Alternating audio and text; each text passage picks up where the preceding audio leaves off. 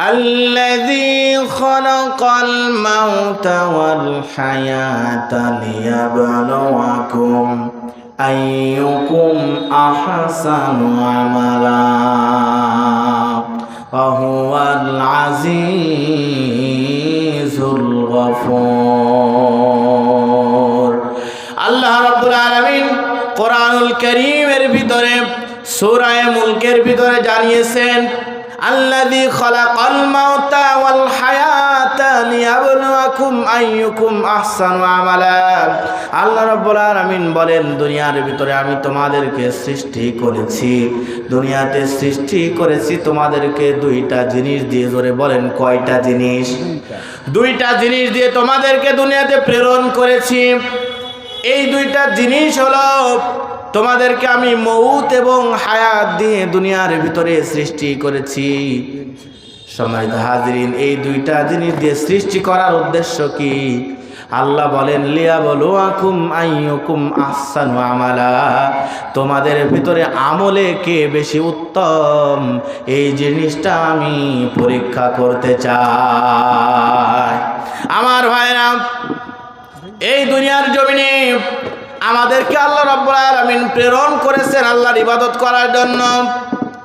আল্লাহ রাব্বুল আলামিন দুনিয়ার ভিতরে মানুষকে প্রেরণ করেছেন আল্লাহর ইবাদত করার জন্য। এই দুনিয়াতে আল্লাহ তাআলা অগণিত প্রাণী সৃষ্টি করেছেন, অগণিত প্রাণ সৃষ্টি করেছেন। সমস্ত প্রাণের ভিতরে, সমস্ত সৃষ্টির ভিতরে সর্বশ্রেষ্ঠ জীব আল্লাহ রাব্বুল আলামিন মানুষকে বানিয়েছেন এবং এই মানুষকে শুধুমাত্র আল্লাহ তাআলা তার ইবাদতের জন্য সৃষ্টি করেছেন। আল্লাহ বলেন, আল্লাহ রাব্বুল আলামিন বলেন, ওয়ামা খালাকাতুল জিন্না ওয়াল ইনসা ইল্লা লিয়াবুদুন। জোরে বলেন আল্লাহু আকবার, আল্লাহু আকবার। আল্লাহ রাব্বুল আলামিন বলেন, তোমাদেরকে দুনিয়াতে সৃষ্টি করেছি, এই দুনিয়ার ভিতরে আমি দুইটা জাতিকে আমি আল্লাহর ইবাদত করার জন্য সৃষ্টি করেছি। এই দুইটা জাতি হলো, একটা হলো জিন আর একটা হলো ইনসান। এই দুইটা জাতি আল্লাহ রাব্বুল আলামিনের ইবাদত করবে। আর দুনিয়ার ভিতরে যত সৃষ্টি আল্লাহ রাব্বুল আলামিন করে দিয়েছেন, সমস্ত সৃষ্টি আল্লাহ রাব্বুল আলামিন মানুষের জন্য ওয়াকফ করে দিয়েছেন। জোরে বলেন সুবহানাল্লাহ। আমার ভাইরা, তাহলে দুনিয়ার জিন্দেগিতে আমরা আসার পর যদি আল্লাহর ইবাদত না করি, আল্লাহর ইবাদত না করে আমাদের সময়টাকে যদি হেলায় নষ্ট করে ফেলি, আমাদের সময়টাকে যদি অবহেলায় করে নষ্ট করে ফেলি, সময়টাকে যদি হেলায় নষ্ট করি, গোটা জীবনটা আস্তে আস্তে ঘড়ির কাঁটার মতো সময় চলে যাচ্ছে, হায়াতটা শেষ হয়ে যাচ্ছে। আমার ভাইরা, আমরা বলি মানুষের বয়স বাড়ছে, আসলে বয়স তো বাড়ে না, তার হায়াত আস্তে আস্তে কমে যায়, ঠিক কি না? বয়সটা আস্তে আস্তে কমে যায়। এজন্য সময় নিয়ে ছোট্ট একটা সূরা আল্লাহ কোরআনুল কারীমের ভিতরে নাজিল করে দিয়েছেন। উলামা ইকরামগণ বলেন, এই সূরা যদি কোনো ব্যক্তি, কোনো মানুষ যদি তার বাস্তব জীবনে আমল করতে পারে, গোটা কোরআন নয়, এই ছোট্ট একটা সূরা তার বাস্তব জীবনে আমল করার কারণে আল্লাহ রাব্বুল আলামিন তাকে জান্নাত দান করবে। বলেন সুবহানাল্লাহ। এই সূরার নাম হলো সূরা আসর। সময় নিয়ে সূরা আসর শব্দের অর্থ হলো সময়। ছোট্ট একটা সূরা। এই সূরাটা আমরা নামাজের ভিতরে, মাগরিবের নামাজে, এশার নামাজে ইমাম সাহেবের পিছনে যখন নামাজ আদায় করে ইমাম সাহেব এই সূরা তেলাওয়াত করে। যারা পারেন আমার সাথে একটু মিলায় পড়ে নেন, ওয়াল আসরি ইন্নাল ইনসানা লাফি খুসর ইল্লাল্লাযীনা আমানু ওয়া আমিলুস সালিহাতি ওয়াতাওয়াসাউ বিল হাক্কি ওয়াতাওয়াসাউ বিস সাবর। একটু জোরে করে বলেন আল্লাহু আকবার, আল্লাহু আকবার। সময় নিয়ে সূরা গভীরভাবে লক্ষ্য করতে হবে। আসর শব্দের অর্থ হলো সময়। আমার ভাইরা, একটু গভীর মনোযোগ দিবেন। আমরা যখন দুনিয়ার ভিতরে আমাদের কোনো কথাকে মানুষকে বিশ্বাস করানোর জন্য চেষ্টা করি, কোনো মানুষ যখন আমাদের কোনো কথা বিশ্বাস করতে চাই না, আমার স্বীকার করতে চাই, ওই মানুষটাকে আমাদের কথা বিশ্বাস করানোর জন্য আমরা অনেক সময় কসম খেয়ে থাকি কি থাকি না? মানুষকে বিশ্বাস করানোর জন্য আল্লাহর কসম খায়, মায়ের কসম খায়, চোখের কসম খায়, আবার বলি কোরআন নিয়ে এসে দাও মাথায় নেব কসম খাবো। এই কসম আমরা এমন জিনিস নিয়ে খাই, এই কসম খাওয়া জিনিসগুলো আমাদের কাছে সব থেকে গুরুত্বপূর্ণ জিনিসগুলো নিয়ে কসম খায়। কিন্তু আমার আল্লাহ রাব্বুল আলামিন এমন আল্লাহ, যার থেকে গুরুত্বপূর্ণ, যার থেকে দামি গোটা সৃষ্টির ভিতরে আর কোথাও নাই, ঠিক কিনা বলেন? এই জন্য আল্লাহ যেই জিনিসগুলো নিয়ে কসম খেয়েছে এই জিনিসগুলো হলো গুরুত্বপূর্ণ। যেই জিনিসের জন্য যে জিনিসটা গুরুত্বপূর্ণ ওই জিনিস নিয়ে আমার আল্লাহ রাব্বুল আলামিন কসম খেয়েছেন। এখানে সময়কে গুরুত্ব দিয়ে আল্লাহ রাব্বুল আলামিন বলছেন ওয়াল আসর, সময়ের কসম, সময়ের কসম, সময় বড় গুরুত্বপূর্ণ। একটা মানুষের জীবন থেকে যদি সময়টা পার হয়ে চলে যায় তাহলে তার জীবনের বিন্দু মাত্র দাম আর থাকে না, ঠিক কিনা? সময় চলে গেলে তার মানুষের জিন্দেগির কোনো দাম থাকে না। কোনো মানুষ যখন মারা যায় কোটি কোটি টাকার মালিক হলেও তার দাম থাকে না।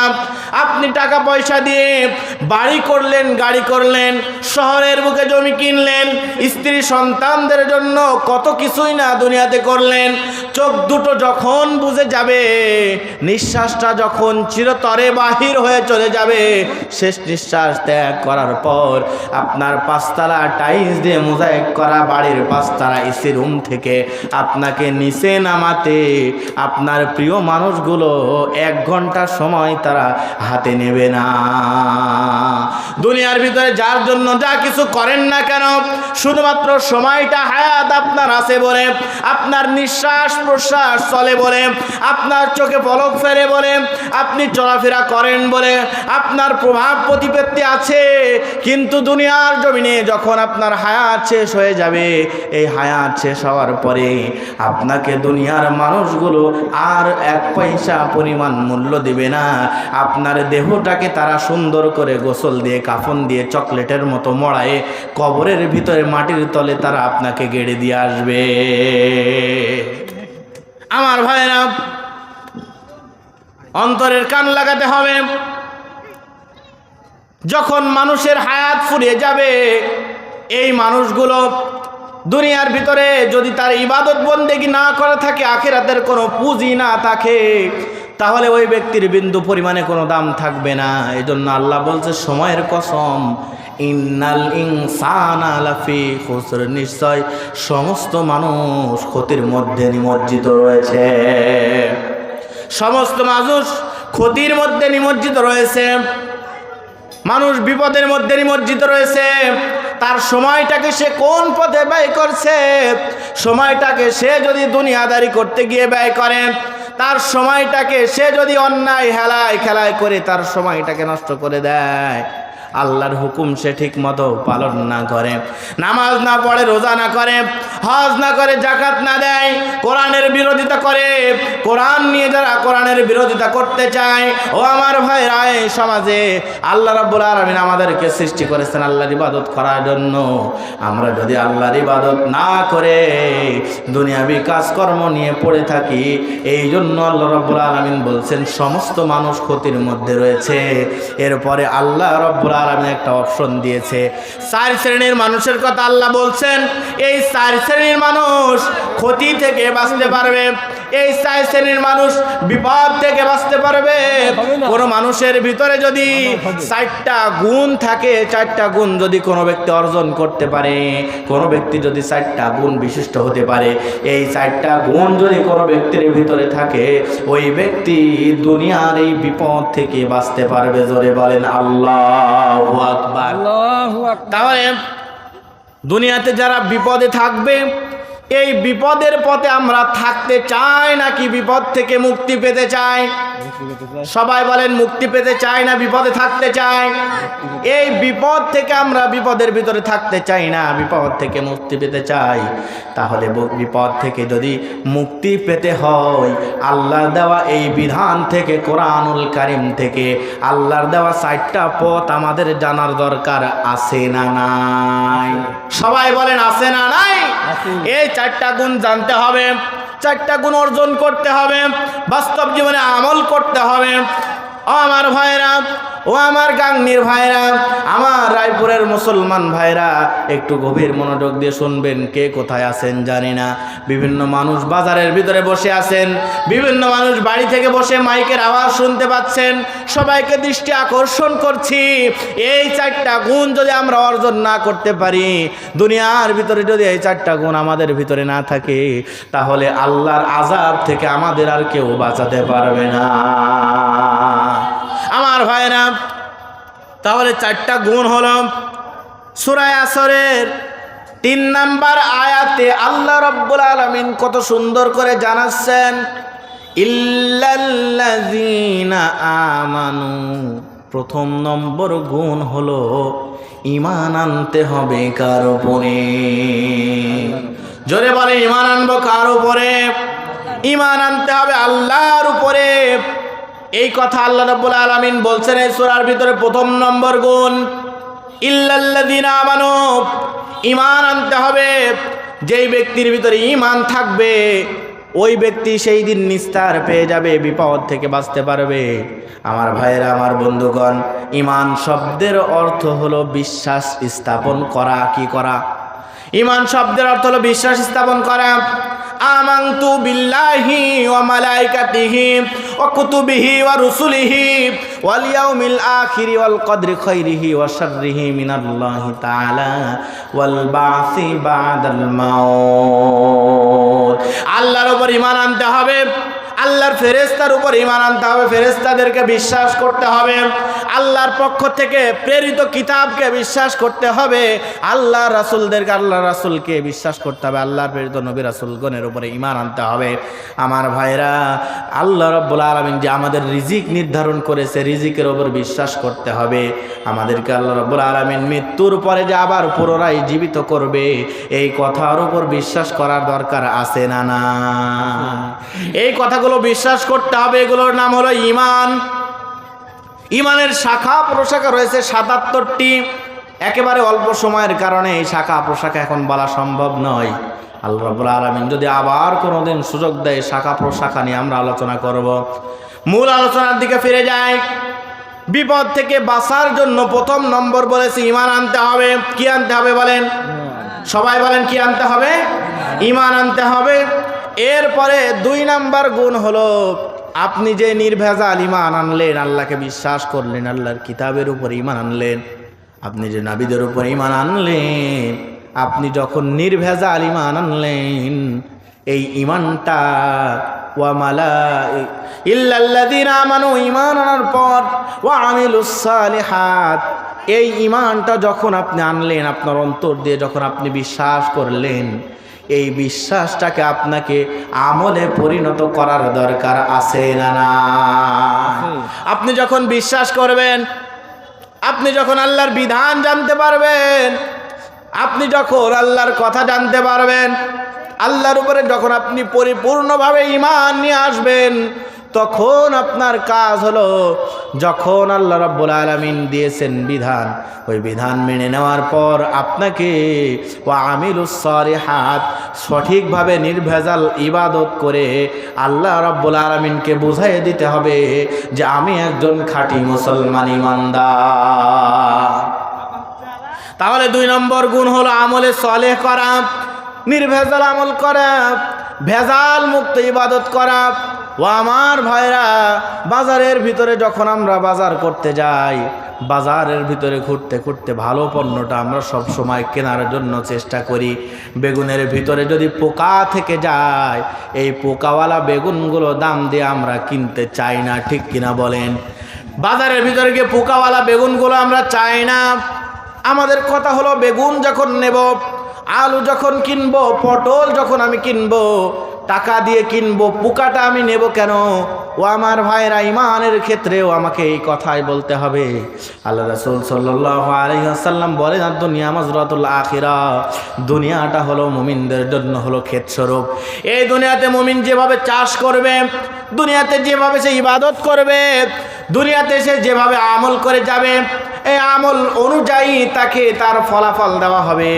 যদি আমলের ভিতরে পোকাযুক্ত বেগুন থেকে যায়, আমলের ভিতরে যদি ভেজালযুক্ত আমল থেকে যায়, নামাজের ভিতরে যদি ভেজাল থেকে যায়, অর্থ সম্পদ উপার্জনের ভিতরে যদি ভেজাল থেকে যায়, আমার উপার্জন যদি হালাল পথে না হয় হারাম পথে হয়, আমার চলাফেরা যদি ভালো না হয়, আমার উঠা বসা যদি ভালো মানুষের সাথে না হয়, আমার চলাফেরা যদি আখলাক চরিত্র যদি ভালো মানুষের সাথে না মিলে যায়, আমার চলাফেরা যদি ভালো মানুষের সাথে না হয়, আমার আইডল আমার পথ প্রদর্শক যদি মুহাম্মদ সাল্লাল্লাহু আলাইহি ওয়াসাল্লাম না হয়, আমার পথ প্রদর্শক যদি ইহুদি খ্রিস্টান হয়, আমার পথ প্রদর্শক যদি কোনো বেদুইন বেঈমান হয়, তাহলে আল্লাহ রাসূল সাল্লাল্লাহু আলাইহি ওয়াসাল্লামের এই হাদিস অনুযায়ী বোঝা যায় কাল কিয়ামতের ময়দানে কঠিন মুসিবতের সময় আল্লাহর কাছে আমাদের ধরা খাওয়া লাগবে কি লাগবে না?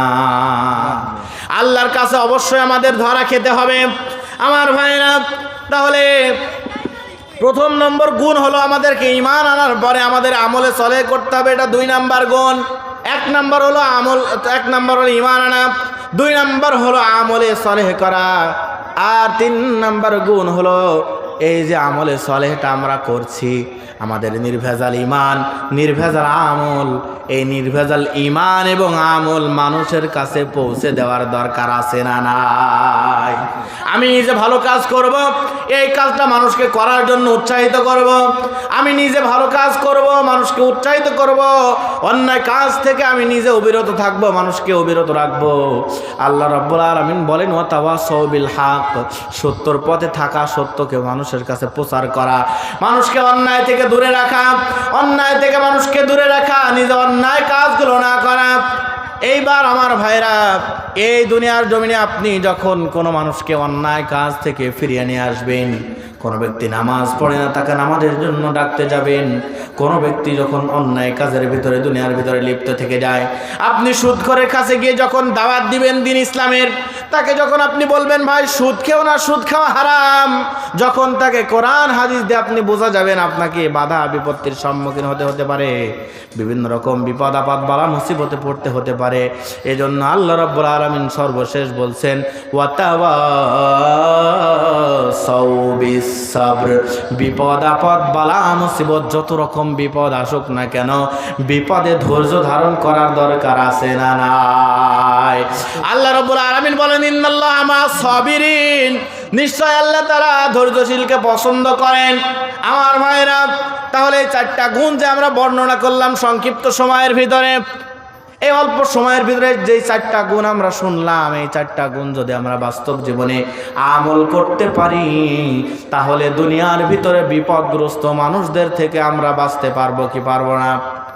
অবশ্যই বেঁচে যাব। তাহলে 4টা গুণ আমরা একটু মুখস্থ করে নেই। প্রথম নম্বর গুণ হলো ঈমান আনতে হবে। কি করতে হবে সবাই বলেন? প্রথম নম্বর গুণ হলো ঈমান আনতে হবে। 2 নাম্বার গুণ হলো আমলে সলেহ করতে হবে, নির্ভেজাল আমল করতে হবে। 2 নাম্বার কি? নির্ভেজাল আমল। কি বলেন? নির্ভেজাল আমল। 3 নাম্বার হলো মানুষকে হকের দাওয়াত দেওয়া, সত্যের পথে আহ্বান করা। সর্বশেষ 4 নাম্বার গুণ হলো মানুষের কাছে দাওয়াত দিতে গিয়ে যত প্রকার বিপদ আপদ বালা মুসিবতের সম্মুখীন হতে হবে, সমস্ত বিপদ আপদ বালা মুসিবতের সম্মুখীন হওয়া অবস্থায় ধৈর্য ধারণ করার হুকুম দিয়েছেন কে? আল্লাহ ধৈর্যশীলকে পছন্দ করেন আমার ভাইয়েরা। যদি ইতিহাস ফেরত যায়, আল্লাহ রাসূল সাল্লাল্লাহু আলাইহি ওয়াসাল্লামের সাহাবীরা, আমরা তো আমাদের বাপদাদার ধর্ম অনুযায়ী বাপদাদার সূত্র থেকে ইসলাম পেয়েছি, কিন্তু সাহাবায়ে কেরাম রাদিয়াল্লাহু তাআলা আনহুগণ কিভাবে ইসলাম প্রচার করেছেন, তারা কিভাবে ইসলামের সমুন্নত করেছেন, ইসলাম গ্রহণ করার কারণে, আল্লাহর কথা প্রচার করার কারণে তাদের কত রকম বিপদ আপদ বালা মুসিবতের সম্মুখীন হতে হয়েছে। আমার ভাইরা, এরকম একজন সাহাবীর নাম, ইসলাম গ্রহণ করার পূর্বে তার নাম ছিল হলো আব্দুল উজ্জা। কি নাম বলেন? আব্দুল উজ্জা, এই আব্দুল উজ্জা নামক সাহাবী একজন বিধর্মী। সেই সময় সে মূর্তি পূজারী ছিল। আব্দুল উজ্জা যখন একেবারে ছোট মানুষ, আব্দুল উজ্জা ছোট থাকা অবস্থায় তার পিতা দুনিয়া থেকে বিদায় নিয়ে চলে যায়। আব্দুল উজ্জার পিতা দুনিয়া থেকে বিদায় নেওয়ার সময় তার চাচার কাছে সমস্ত সম্পদগুলো গচ্ছিত রেখে বলে গেল, ও আমার ভাই, আমার সন্তান যখন প্রাপ্তবয়স্ক উপনীত হবে, আমার আব্দুল উজ্জা যখন বড় হবে, আমার সম্পদগুলো তুমি তাকে বুঝিয়ে দিও। এই কথা বলে তার পিতা দুনিয়া থেকে বিদায় নিয়ে চলে গেল। গভীর মনোযোগ দেবেন আমার ভাইরা, ইসলামের জন্য সাহাবা একরাম কত ত্যাগ তিতিক্ষা স্বীকার করেছেন, এই কথা আমাদের জানতে হবে। আমার ভাইরা, আব্দুল উজ্জা আস্তে আস্তে যখন বড় হলো, বয়সে উপনীত হয়ে গেল, আব্দুল উজ্জা ইসলামের দাওয়াত পেয়ে গেল, ইসলাম কবুল করলো, ইসলাম গ্রহণ করে নিল। আব্দুল উজ্জা চাচার কানে যখন চলে গেছে আব্দুল উজ্জা ইসলাম গ্রহণ করেছে, এই কথা শোনা মাত্রই আব্দুল উজ্জার চাচার মাথা গরম হয়ে গেল। আমার ভাইরা, আব্দুল উজ্জার চাচা আব্দুল উজ্জাকে ডাক দিয়ে বলো, আব্দুল উজ্জা, তুমি নাকি ইসলাম গ্রহণ করেছো, তুমি নাকি মুহাম্মদের ধর্ম গ্রহণ করেছো।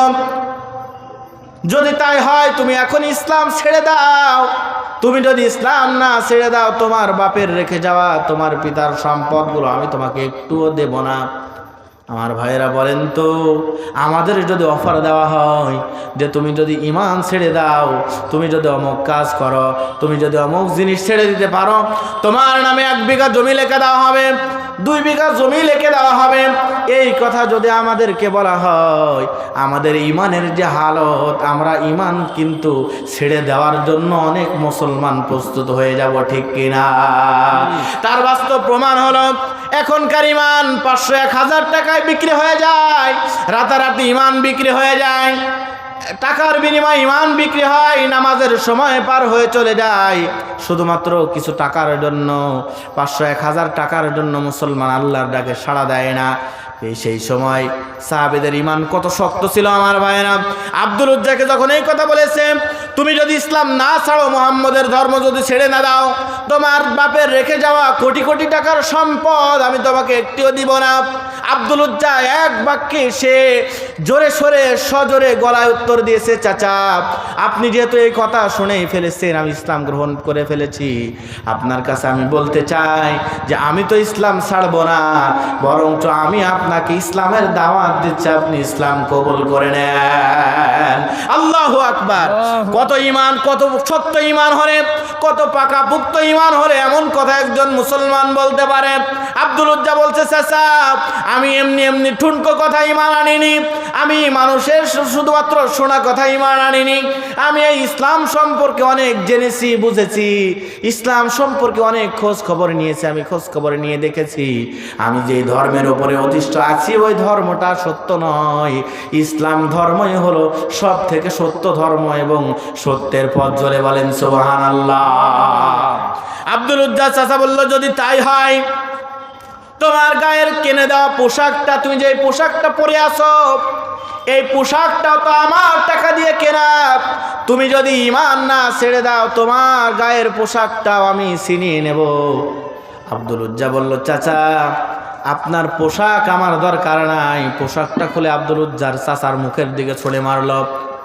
যুবক ছেলে উলঙ্গ অবস্থায় মায়ের কাছে গিয়ে বলছে, মা, ইসলাম ধর্ম গ্রহণ করার কারণে পিতার রেখে যাওয়া সমস্ত সম্পদ থেকে আমি বঞ্চিত হয়েছি। আব্দুল উজ্জার মা ডাক দিয়ে বলে, আমার কাছে কি চাও? আব্দুল উজ্জা ডাক দিয়ে বলে, মা, আপনার কাছে আমি কিছুই চাই না, আমার শরীরটা একটু ঢেকে দেওয়ার মতো কোনো পোশাক থাকলে আমাকে দেন, যে এই পোশাকটা পরে আমি নবীর দরবারে চলে যেতে চাই। সুবহানাল্লাহ। এই পোশাকটা পরে আমি নবীর দরবারে যেতে চাই। আব্দুল উজ্জার মাতাকে একটা কম্বল দিয়ে দিল, যেই কম্বলটা আব্দুল উজ্জা ছিঁড়ে 2 টুকরা করে 1 টুকরা দিয়ে লুঙ্গি বানালো, আর 1 টুকরা গায়ের উপরে দিয়ে হাঁটতে হাঁটতে মরুভূমির দেশ, সেই সময় প্রচণ্ড ঠান্ডার সময়, হাঁটতে হাঁটতে হাঁটতে হাঁটতে নবীর দরবারে পৌঁছে গেছে। ভোরবেলায় আল্লাহ রাসূল সাল্লাল্লাহু আলাইহি ওয়াসাল্লাম ফজরের নামাজের জন্য ঘরে দরজা খুলে দেখে বাইরে জীর্ণ শীর্ণ হয়ে একজন যুবক অর্ধলঙ্গ অবস্থায় ঠান্ডার ভিতরে দাঁড়িয়ে থরথর করে কাঁপছে। আল্লাহ রাসূল সাল্লাল্লাহু আলাইহি সাল্লাম তাড়াতাড়ি করে তাকে ঘরের ভিতরে নিলেন, নিজের জুব্বা মুবারক দিয়ে তাকে ঢেকে নিলেন। রাসূল জিজ্ঞেস করলেন, যুবক তোমার নাম কি, কি তোমার পরিচয়? আব্দুল উজ্জা যখন তার ঘটনাটা তার চাচার সঙ্গে ঘটে যাওয়া হৃদয় বিতরক ঘটনাটা বলছেন, আল্লাহ রাসূল সাল্লাল্লাহু আলাইহি সাল্লাম ওই ঘটনাটা শুনছেন আর চোখের পানি ছেড়ে দিয়েছেন। রাসূলের দাড়ি মুবারক ভিজে গিয়েছে। রাসূল বলছে, আল্লাহ, আমার আব্দুল উজ্জা শুধুমাত্র ইসলাম গ্রহণ করে তোমার ঈমানকে টিকিয়ে রাখার জন্য, তার ঈমানকে টিকিয়ে রাখার জন্য সে সমস্ত দুনিয়া ত্যাগ করে দিয়েছে।